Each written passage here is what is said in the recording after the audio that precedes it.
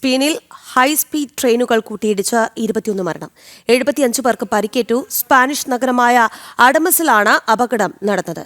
മലഗയിൽ നിന്ന് മാഡ്രിഡിലേക്ക് പോവുകയായിരുന്ന ട്രെയിൻ തൊട്ടടുത്ത ട്രാക്കിലേക്ക് ഇടിച്ചു കയറുകയായിരുന്നു. വിവരങ്ങളുമായി ഐസൻ ജോസ് ചേരുകയാണ്. ഐസൺ, എങ്ങനെയാണ് അപകടം സംഭവിച്ചതൊപ്പം തന്നെ മരണനിരക്ക് ഉയരുകയാണ് എന്ന് മനസ്സിലാക്കുന്നു. ഗുരുതരമായി പരിക്കേറ്റവർ നിരവധിയാണ്.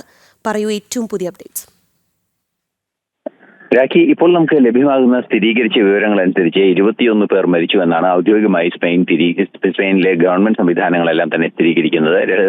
രക്ഷാദൌത്യത്തിൽ ഏർപ്പെട്ടിരിക്കുന്നവരും വിശദീകരിക്കുന്നത് ആ ഒരു നമ്പർ തന്നെയാണ്. മാത്രമല്ല, ഇതിൽ കൂടുതൽ പേർക്ക് മരണം സംഭവിച്ചിട്ടുണ്ട് എന്ന റിപ്പോർട്ടുകൾ പുറത്തു വരുന്നുണ്ട്. എങ്കിലും ഔദ്യോഗികമായ സ്ഥിരീകരണം ഇത്രയാണ് വന്നിരിക്കുന്നത്, 21 വന്നിരിക്കുന്നത്. അതുപോലെ തന്നെ 75 പേർക്ക് ഗുരുതരമായി പരിക്കേറ്റിട്ടുണ്ട് എന്ന റിപ്പോർട്ടുകളും പുറത്തു വരുന്നുണ്ട്. നേരത്തെ സൂചിപ്പിച്ചതുപോലെ ആൻഡമസ് നഗരത്തിലാണ് ഈ അപകടം ഉണ്ടായത്.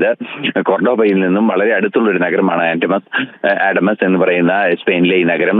നേരത്തെ സൂചിപ്പിച്ചതുപോലെ മലഗയിൽ നിന്നും മാഡ്രിഡിലേക്ക് പോവുകയായിരുന്ന ട്രെയിൻ തൊട്ടടുത്ത ട്രാക്കിലേക്ക് ഇടിച്ചു കയറുകയായിരുന്നു. ആ ഇടിച്ചു കയറി മാഡ്രിഡിൽ നിന്ന് വരുന്ന മറ്റൊരു ട്രെയിനിലേക്ക് കൂട്ടിയിടിക്കുകയായിരുന്നു. ഏതാണ്ട് ഇത്തരത്തിൽ ഈ കൂട്ടിയിടി നടന്നതോടുകൂടി വലിയ രീതിയിലുള്ള ആഘാതം ഉണ്ടാവുകയും വൻതോതിലുള്ള നാശനഷ്ടങ്ങൾ ഉണ്ടാകുന്ന രീതിയിൽ ട്രെയിനിനെ തകർന്നു പോവുകയും ചെയ്ത ഒരു സാഹചര്യത്തിലാണ് മരണനിരക്ക് ഇത്രയും മരണം വർദ്ധിക്കുകയും പരിക്കേറ്റവരുടെ നിരക്ക് വർദ്ധിക്കുകയും ചെയ്തതെന്നാണ് മനസ്സിലാക്കാൻ സാധിക്കുന്നത്.